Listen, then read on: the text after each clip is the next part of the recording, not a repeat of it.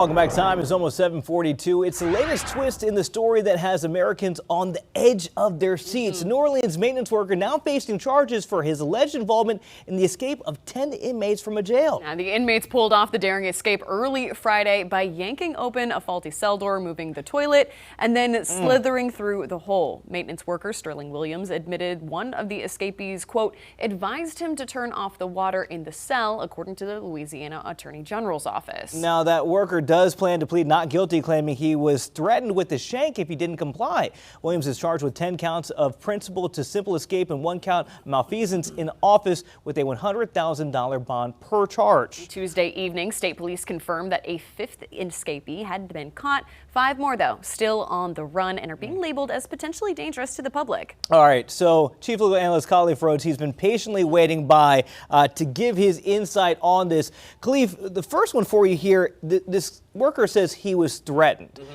But does being threatened, if you work at a jail, mean you're off the hook for anything you do afterwards? I won't say off the hook, but I mean, the legal term would be duress, right? And so I get this a lot where I didn't do it, but I wouldn't have done it if they hadn't threatened me. You know, they had a gun to my head or they had a knife to my face.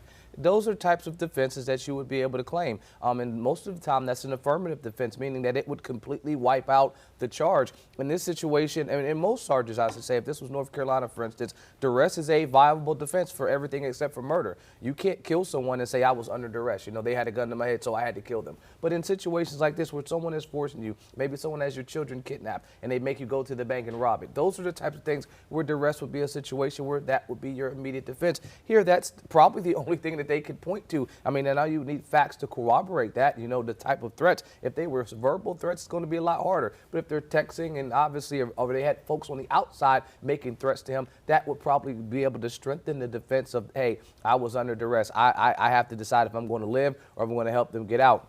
And if it's a split-second decision, they are literally about to kill me with a knife, then yeah, I'd have to do this. But this is ripped right out of the pages of TV shows and movies. I mean, Prison Break, the show, literally did this exact same escape, pulling the toilet seat from the wall. I mean, so when I saw this, I was like, wow, I wanted to make sure that's exactly what happened. And so you knew that someone had to be involved on the inside. And when you work backwards with these types of investigations, that's what you find. I mean, as a criminal defense attorney, I really enjoy looking at the detectives' work when they start from the crime scene to the day a person is either charged in or on trial, because you can go all the way back and see they picked up every piece to be able to get to that point that we are now. I think planning may have a lot to do with this investigation, because we heard from other officials in the sheriff's office saying that there were both intentional wrongdoings and procedural failures. So what was this next investigation into how this all happened likely going to look at when it comes to, was this a department failure or was this a person within the department? It's a little bit of both. I mean, anytime you're dealing with people, you have that opportunity for failure, right? Where people can be corrupted by finances. So anyone there is always subject to someone saying, hey, I will pay you to assist me with doing something. That's why you're doing these background checks to ensure that the people that are working in these Department of Justice capacities are not subject to being, you know, bribed or being persuaded. But then on the other side, you have the physical breakdown as well. The one door that they were attempting to open was malfunctioning, and so that's a resources breakdown as well. If you recognize that you have faulty equipment in a building but you don't have funds to fix it, now you have not only a breakdown in human, but you also have a breakdown in machinery, and that's all you need is a recipe for the folks that are in a situation that they have more time there than you or I do. The people that are there working, they're going to go in there, do their 10 to 12 hour shift, but that individual that's there as a resident is there 24 hours a day. They are looking for ways to exploit the system and try to find a way out. And so if you have a perfect recipe of two things, a person and a breakdown in the machine, then yeah, I'm going to find a way to get out, and that's exactly what happened here. Khalif, when we talk about credibility of a witness, because we don't know the evidence there, but let's go ahead and just speculate. So the maintenance worker says, I was threatened. These guys say, well, we didn't threaten him, he complied, or there was some money in there.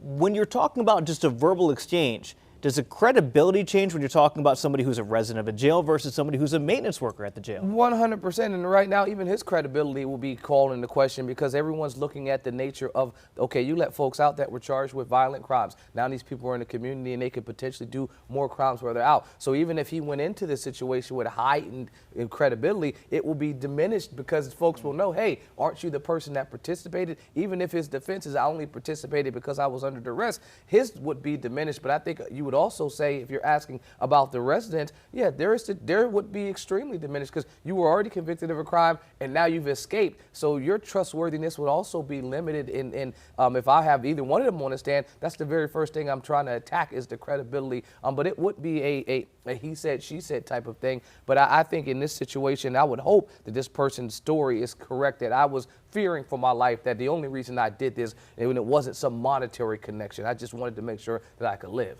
Do you think there's potential for this to go up the chain of command as far as criminal charges, or will it be more of a breakdown in reputational and, again, credibility charges for higher-ups within the sheriff's department? I saw the press conference for when this originally happened, and they said they had 4 to 5 people of interest, and so you would think that they're going to check everything to figure out what happened. In terms of criminality, I think that typically would stop with the folks that are hands-on, but I think a lot of folks' heads would be in a chopping block in terms of not being able to be employed anymore, especially if you have those failures. If you look back and see if that door should have been fixed a year ago or 2 years ago and someone didn't put in a request in or just failed to figure that out, there's going to be people up the chain because people don't really care about what's happening in the prison until it affects them on the outside. So now you have taxpayer dollars that are saying, hey, how come this didn't get fixed? So there will be a number of folks specifically in types of management that are trying to figure out, do I have a job after the smoke clears? And most likely they won't, because this is the ultimate failure. Regardless, even if you had nothing to do with the criminal side, you had something to do with the process and the procedural side. There we go. Again, our chief legal analyst, Khalif Rhodes, breaking that down for us. Khalif, thank you.